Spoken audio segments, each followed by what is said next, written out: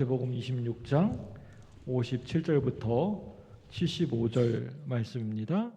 마태복음 26장 57절에서 75절 말씀. 한 절씩 찾으셨으면 교독하도록 하겠습니다. 제가 57절 먼저 읽습니다. 예수를 잡은 자들이 그를 끌고 대제사장 가야바에게로 가니 거기 서기관과 장로들이 모여 있더라. 베드로가 멀찍이 예수를 따라 대제사장의 집 뜰에까지 가서 그 결말을 보려고 안에 들어가 바인들과 함께 앉아 있더라. 대제사장들과 온 공회가 예수를 죽이려고 그를 칠 거짓 증거를 찾으매 거짓 증인이 많이 왔으나 어찌 못하더니 후에 두 사람이 와서 이르되 이 사람의 말이 내가 하나님의 성전을 헐고 사흘 동안에 지을 수 있다 하더라 하니 대제사장이 일어서서 예수께 묻되 아무 대답도 없느냐? 이 사람들이 너를 치는 증거가 어떠하냐 하되 예수께서 침묵하시거늘 대제사장이 이르되 내가 너로 살아계신 하나님께 맹세하게 하노니 내가 하나님의 아들 그리스도인지 우리에게 말하라. 예수께서 이르시되 네가 말하였느니라. 그러나 내가 너희에게 이르노니 이후에 인자가 권능의 우편에 앉아 있는 것과 하늘에 구름탕을 오는 것을 너희가 보리라 하시니. 이에 대제사장이 자기 옷을 찢으며 이르되 그가 신성모독하는 말을 하였으니 어찌 더 증인을 요구하리요. 보라, 너희가 지금 이 신성모독하는 말을 들었도다. 너희 생각은 어떠하냐? 대답하여 이르되 그는 사형에 해당하니라 하고. 이에 예수의 얼굴에 침 뱉으며 주먹으로 치고 어떤 사람은 손바닥으로 때리며 이르되 그리스도야 우리에게 선지자 노릇을 하라. 너를 친 자가 누구냐 하더라. 베드로가 바깥들에 앉았더니 한 여종이 나와 이르되 너도 갈릴리 사람 예수와 함께 있었도다 하거늘 베드로가 모든 사람 앞에서 부인하여 이르되 나는 네가 무슨 말을 하는지 알지 못하겠노라 하며 앞문까지 나아가니 다른 여종이 그를 보고 거기에 있는 사람들에게 말하되 이 사람은 나사렛 예수와 함께 있었도다 하매 베드로가 맹세하고 또 부인하여 이르되 나는 그 사람을 알지 못하노라 하더라. 조금 후에 곁에 섰던 사람들이 나와 베드로에게 이르되 너도 진실로 그 도당이라 내 말소리가 너를 표명한다 하거늘 그가 저주하며 맹세하여 이르되 나는 그 사람을 알지 못하노라 하니 곧 닭이 울더라. 같이 읽습니다. 예, 베드로가 예수의 말씀에 닭 울기 전에 네가 세 번 나를 부인하리라 하심이 생각나서 밖에 나가서 심히 통곡하니라. 아멘. 사람들이 서로 싸울 때 제일 마지막 무기가 여러분 뭘까요? 마지막에 뭘 사용할까요? 가만히 보면 침묵하는 것 같습니다. 침묵인 것 같습니다. 부부싸움 할 때에도 막 치고받고 이렇게 말싸움할 때에도 그거 그래도 나은 것입니다. 싸움의 마지막에 서로 그냥 서로 보고는 있는데 서로 이렇게 앞에 이렇게 보고 있는데 아무 말도 하지 않은 침묵이 등장하게 되면 그 긴장과 고통은요 몇 배가 되는 것 같습니다. 여러분 싸우실 때 절대 결코 침묵하지 마십시오. 침묵할 때에는 그냥 침묵하시고 그리고 침묵하지 말아야 할 때에는 입을 열어야 그게 정상입니다. 그런데 언제 그렇게 해야 하는지 분별하는 것이 그게 참 힘이 드는 일이라고 생각합니다. 우리 예수님도 제자들에게 말을 함부로 많이 하지 말고 입 단속하라고 많이 시키셨는데요. 소문내야 할 좋은 일을 하시고 나서도 아직 내 때가 이르지 않았다, 내 때가 오지 않았으니까 그 입을 꾹 다물고 있으라고 하셨습니다.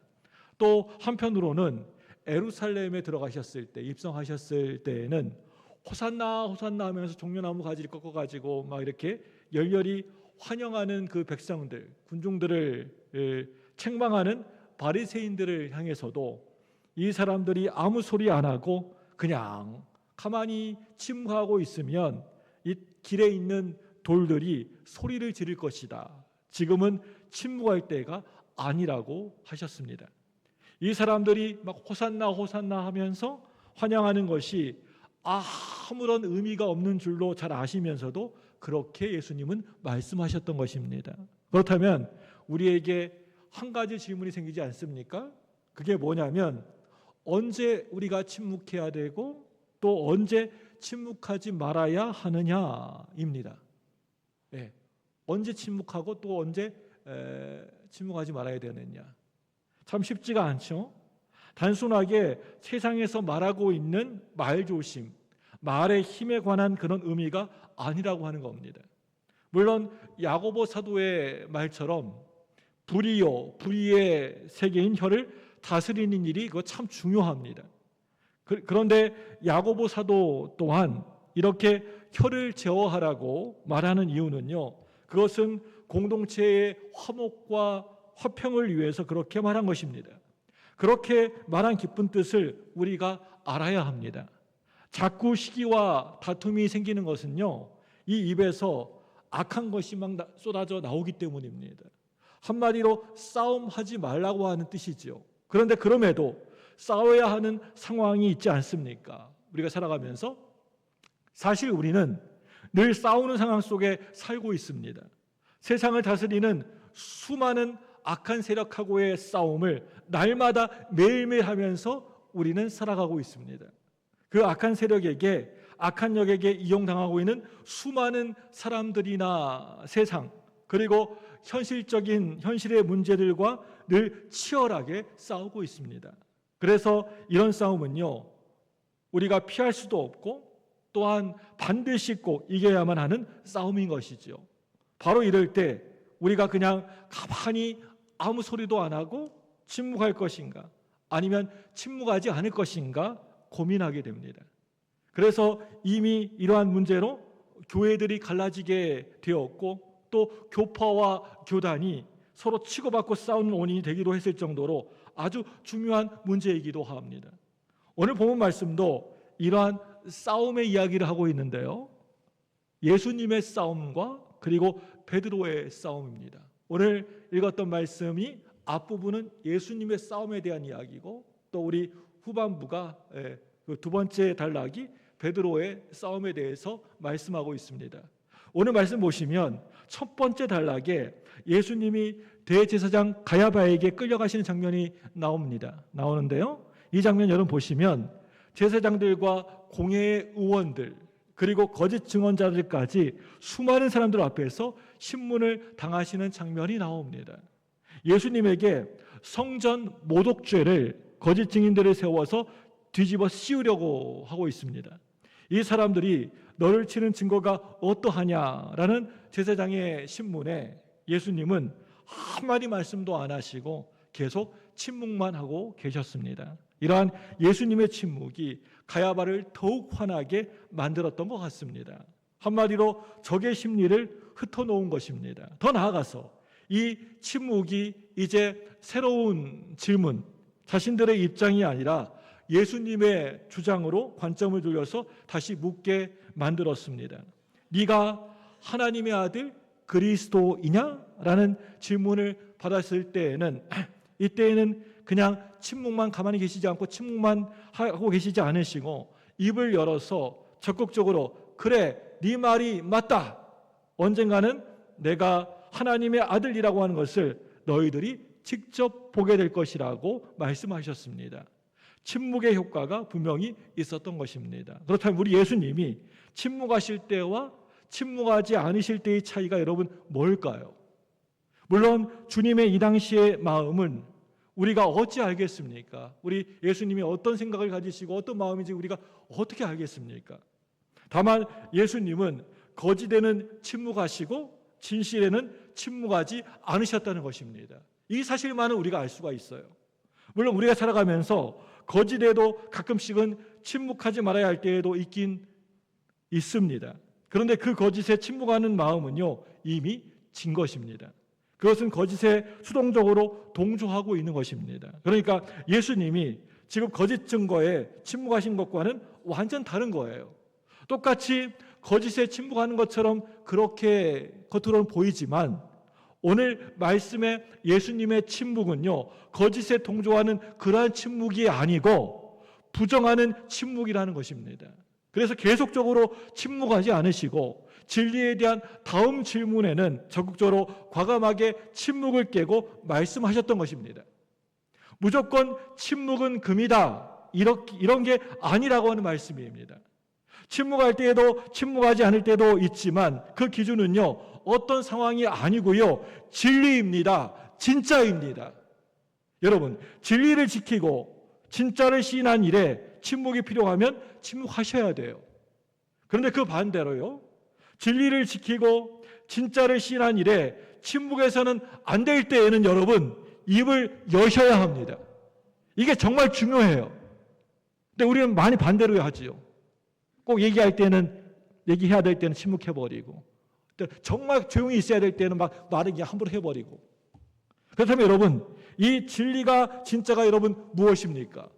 사도 바울은 내가 예수님을 안다고 믿는다고 시인하는 것이 그게 진리이고 진짜라고 하고 있습니다. 그리고 사도 요한도 역시 예수님을 내가 시인하고 인정하는 것이 진리이고 진짜라고 하고 있습니다. 예수님의 말씀입니다. 누구든지 사람 앞에서 나를 시인하면 나도 하늘에 계신 내 아버지 앞에서 그를 시인할 것이요, 누구든지 사람 앞에서 나를 부인하면 나도 하늘에 계신 내 아버지 앞에서 그를 부인하리라. 우리 주님께서 말씀하셨습니다. 여러분, 그렇습니다.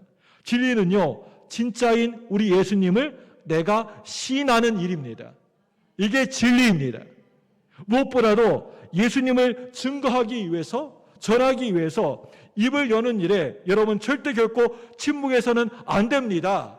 나아가서 복음을 전해야 되고 예수님을 전파하셔야 됩니다. 가만 계시면 안 됩니다. 베드로는요, 바로 이 점에서 아주 큰 실수를 했던 것이지요. 두 번째 단락봅니다. 제사장 집의 여종이 베드로를 보고 뭐라고 얘기합니까? 너도 저 예수와 한 도당이지, 한 패지라고 묻는 세 번째 질문에, 세 번의 질문에 모두 다 뭐라고 얘기합니까? 다 모른다고. 베드로는 전혀 모른다고 막 저주까지 하고 욕까지 하면서 부인했습니다. 예수님을 인정하지도 시인하지도 않았습니다. 오히려 적극적으로 부인까지 했습니다. 베드로가 자기 살려고 그랬다고 합시다. 그런데 이런 경우에 차라리 침묵했으면 어땠을까요, 여러분? 아니면 아무 말도 하지 않고 그냥 그 자리를 그냥 피해버렸으면 어땠을까요? 이러한 베드로를 지금 제가 뭐라고 비난하려고 하는 것이 아닙니다. 이러한 상황이 우리에게는 없을까요? 아닙니다. 이러한 상황이 우리에게 반드시 있습니다. 살아가면서, 우리 인생에서. 살다 보면 있습니다. 아주 자주 많이 있습니다. 너 교회 다녔냐? 예수 믿는지 몰랐다? 그런데 네가 믿는 교회는 왜 그러냐? 이러한 질문을 우리는 수도 없이 많이 받고 있기 때문입니다. 이 모두 오늘 예수님과 베드로가 맞닥뜨린 상황과 같다는 겁니다.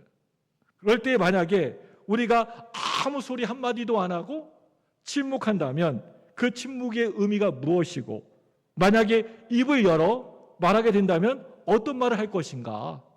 아니, 어떤 말이 나올까? 이럴 경우에 자칫하면 시인은커녕 하게 될 수 있는 사실을 주목해야 합니다. 예를 하나 들어볼까요? 예를 들어서요, 악을 도모하는 자리에 있는 곳에서 갑자기 너 교회 다닌 걸로 아는데 이런 일 해도 돼?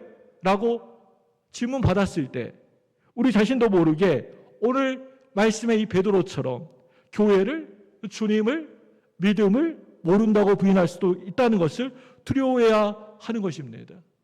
이런 일이 우리에게 없겠습니까? 수시로 자주 많이 있습니다. 살다 보면. 군대 가니까 막 너 예수 믿냐고 물어보고 막 담배 피라고 하고 술 먹으러 하면서 나 우리 아버지 장로고 나는 청년회 회장도 했어. 나한테 막 그러더라고요. 뭐 대수냐고, 네 아빠 목사라는 게. 다 우리 장로 권사 다 그렇다고. 어떻게 해야 됩니까, 이럴 때? 하지만 예수님은 이런 상황마저도 다 알고 계셨어요. 이런 일이 제자들에게 수도 없이 많이 생길 것을 이미 아시고 이렇게 말씀하셨습니다. 우리 마태복음 10장 볼까요? 앞으로 샥 넘기셔가지고 한 몇 장 넘기셔서 마태복음 10장 19절 20절 한번 말씀 찾아서 읽어보겠습니다. 마태복음 10장 19절 20절 예수님이 제자들에게 어떤 말씀하셨는지 네, 마태복음 10장 19절 20절입니다. 시작. 너희를 넘겨줄 때 어떻게 또는 무엇을 말할까 염려하지 말라. 그때 너희에게 할 말을 주시리니 말하는 이는 너희가 아니라 너희 속에 말씀하시는 이 곧 아버지의 성령이니라. 네, 할 말을 주시리니 너희 아버지의 성령이니라. 그러니까 베드로는 아직 성령을 받지 못했기 때문에 할 말을 받지 못한 것입니다.